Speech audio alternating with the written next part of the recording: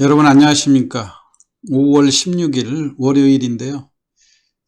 오늘 종합주가지수는 비록 7포인트 정도 마이너스로 끝났고 조금 약세인 그런 상황이긴 하지만요. 지난 주말에 미국 시장이 큰 폭으로 반등했었던 거에 비해서는 지난 주말 우리가 50포인트가 넘는 급등 양상, 특히 삼성전자를 필두로 한 대형주들의 상승이 두드러진 그런 상황이었는데요. 그거에 비해서는 시장의 그 강세가 지속되지 않는다고 하는 점을 여실히 보여준 그런 상황이라고 볼 수가 있죠. 오늘 장에 간략하게 제가 여러분들 내일 매매에 도움이 될 만한 그런 내용들로 해가지고요. 오늘 특히 신문 일면에 인도가 그 밀 수출을 금지하기로 했다 하는 이런 뉴스로 인해서 곡물 관련주가 큰 폭으로 상승하는 그런 모습들이었죠. 오늘 그동안 그 일부 사료주들 중심으로 해서 단기적인 그 상승세를 보이다가 지지선이 무너지면서 큰 폭으로 하락하는 이런 상황이었는데, 시장에서 러시아 우크라이나 전쟁의 수혜주처럼 이 곡물가, 아무래도 이제 러시아도 그렇고 우크라이나도 그렇고 세계의 곡창지대다. 더군다나 그 밀의 생산에 있어서는 전 세계의 25%를 차지하는 아주 중요한 강국인데도 불구하고 전쟁으로 인해서 파종이 제대로 이루어지지 않고요. 특히 인도 같은 경우도 오늘 신문 기사인데요. 세계 2위의 밀 생산국인 인도가 밀 수출을 전격 금지했다 하는 이런 얘기예요. 그러니까 인도도 세계적인 밀 생산국이기도 하지만은 지금 인도 같은 경우는 엄청난 그 폭염으로 인해서 최고 기온이 47도를 넘는 이런 상황이기 때문에 작황이 아주 최악의 상태다. 그래서 자칫 잘못하면은 국내 그 소비도 충당하지 못할 그런 위험들이 있기 때문에 전 세계가 지금 식량 안보 이런 차원에서 수출을 중단시키는 그런 그 자구책들을 마련하고 있지 않습니까? 우리도 이거에 따라서 상당히 주의가 필요한, 더군다나 우리나라 같은 경우도 원래 농업 생산국인데 이 공업 쪽으로 치중을 하다 보니까 의외로 곡물 그 생산이 줄어드는 반면에 국내 생산을 줄이는 대신에 이거를 해외에서 수입하는 수입 비용이 훨씬 싸다, 이런 상황에서 수입으로 충당을 하고 있는데 우리나라가 세계 7위의 곡물 수입국이라고 하는 이런 사실도 참 놀라운 얘기예요. 그런데 다행히 뭐 인도 이쪽이 수출을 금지한다 하더라도 우리는 대부분이 호주라든가 미국, 캐나다 등에서 수입을 하고 있기 때문에 직접적인 피해는 없을 거다, 이런 신문 기사가 나왔지만 전체적으로 어디에서 수입을 하든 간에 곡물가가 올라간다고 하는 것은 아무래도 수입에 있어서 타격이 되는 그런 상황인 건 맞죠. 그래서 사료주 반등이 오늘 기존에 보면 이제 제가 방송에서 사료주에 대한 방송을 많이 드렸었는데요.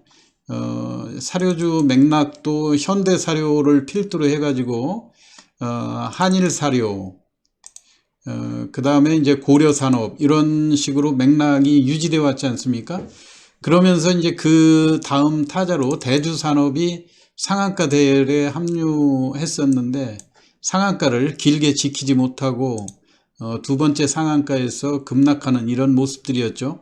이 대주산업의 특징은 하락할 때는 지지선이 없이 계속 그 거래량도 줄어들면서 전형적으로 고점에 일반 이제 고점에 물린 투자자들 판단에서는 추가적인 그 주도 세력들이 매수를 안 해주는 것처럼 이게 거들떠보지 않는 이런 그 방치 상태를 보일 때 대부분이 3,200원 선에서 반등이 나왔거든요. 오늘 같은 경우도 여러분들이 그 주가의 움직임을 보면은 대략 이렇게 신문에 호재성 기사가 나왔을 때 시초가 상승 비율이 어느 종목이 가장 큰가 이거를 보면 대개 주도주다 아니다 이 판단을 할 수가 있거든요. 그런데 대주산업 같은 경우 보면 아침에 지금까지 3,200원, 3,300원에서 다소 지지부진한 이런 모습들을 보여주니까 아침 상승폭이 2.9% 밖에 되지 않았거든요.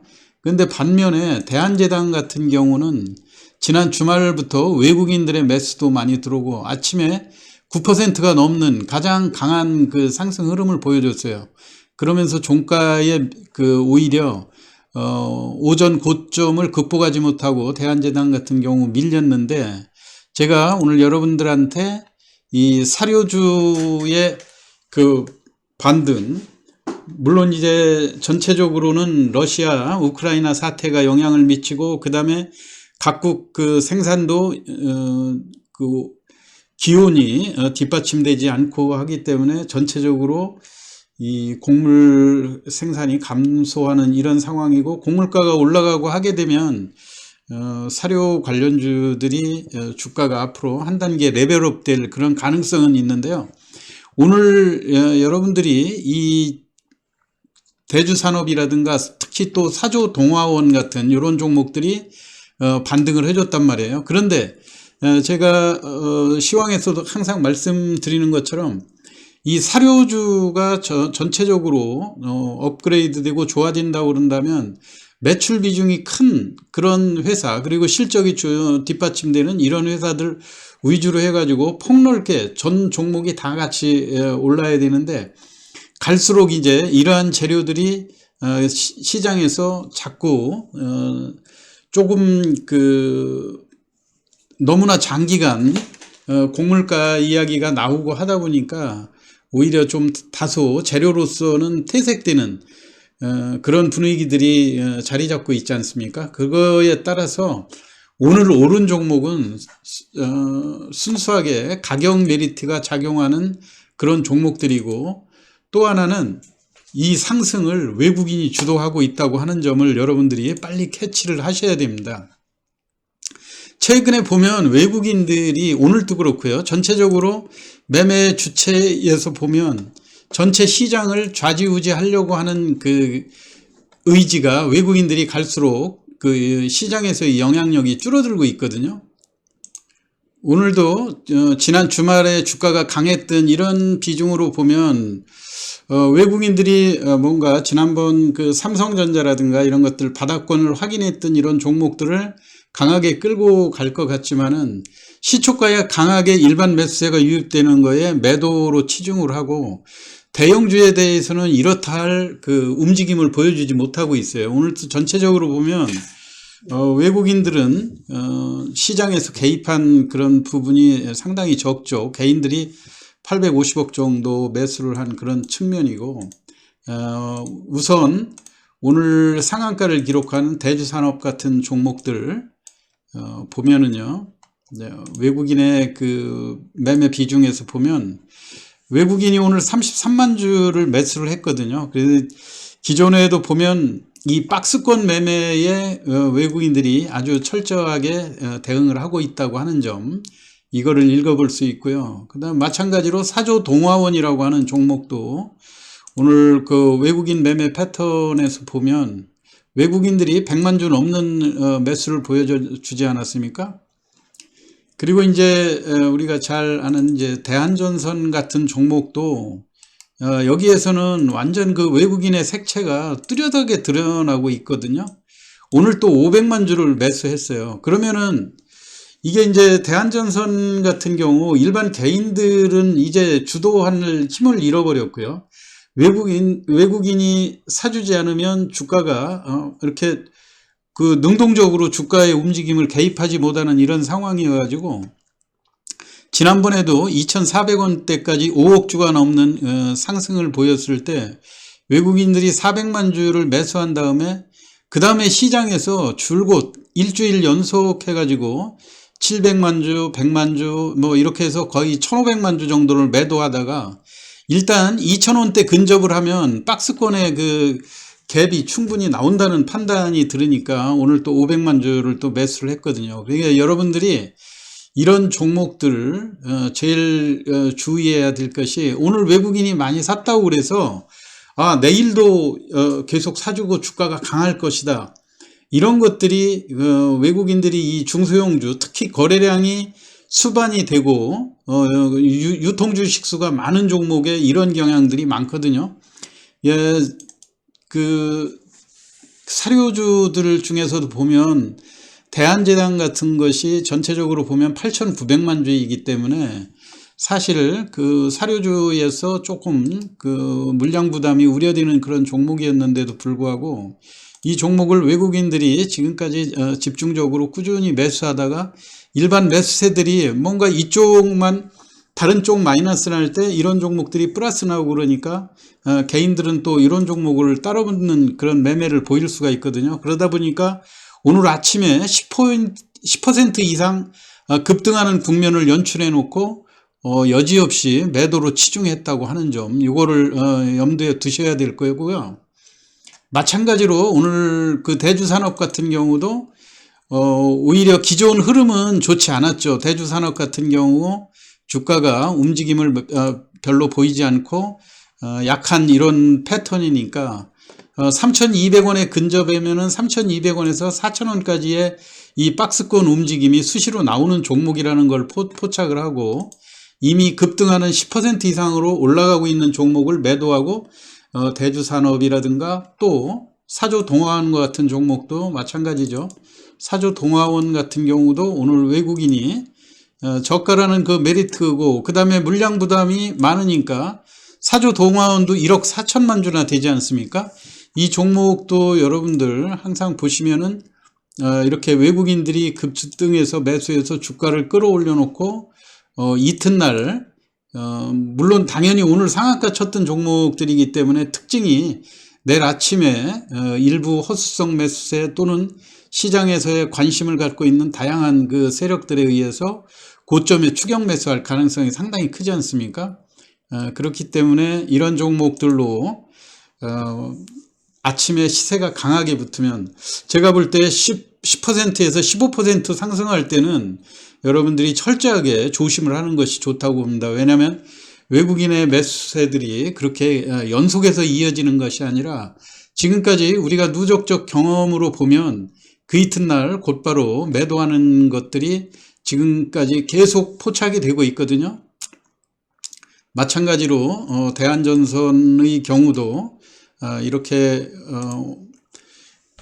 이게 이제 자금력이 뒷받침되고 시장을 주도할 수 있기 때문에요, 충분히 가능할 수 있는 거거든요. 개인들의 매물 나온다 하더라도 이걸 공포스럽게 1억 주, 2억 주 이상 끌어올릴 수 있는 힘들이 외국인들이 가지고 있는 그런 상황이기 때문에 자칫 잘못하면 일반인들이 그런 외국인들의 매매 트릭에 매일 넘어갈 수밖에 없다고 하는 점을 여러분들이 잘 명심하셔 갖고요.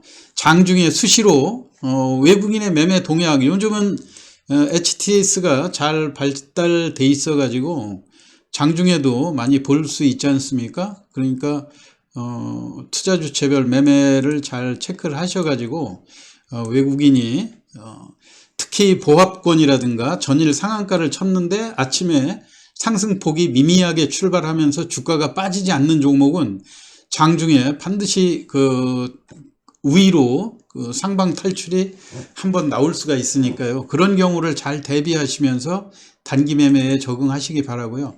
대주산업 같은 경우도 오늘 상한가에 진입하는데 3시가 다 돼가지고 2시 52분에 간신히 상한가를 올려놓지 않았습니까? 이런 종목일수록 내일 상승폭이 여타 다른 그 사료주들에 비해서 오늘 상한가에 대한 다소 부담도 있고, 그리고 상한가에 추격 매수했던 일반인들이 적정한 선에서 일단 팔고 보려고 하는 심리들이 작용을 하기 때문에 의외로 시초가에 높게 붙지 않을 가능성이 상당히 커요. 이런 종목을 상대로 해서 외국인들이 다시 또 강력하게 끌어올릴 수 있다고 하는 점을 여러분들 참고하시면서 대응하시면 내일도 의외로 이런 종목에서 당일 매매로 수익을 올릴 수 있는 기회가 많을 거라고 생각됩니다. 외국인들의 그 매매 패턴 항상 연속해서 이어지지 않는다고 하는 점 잘 여러분들이 명심을 하셔가지고요.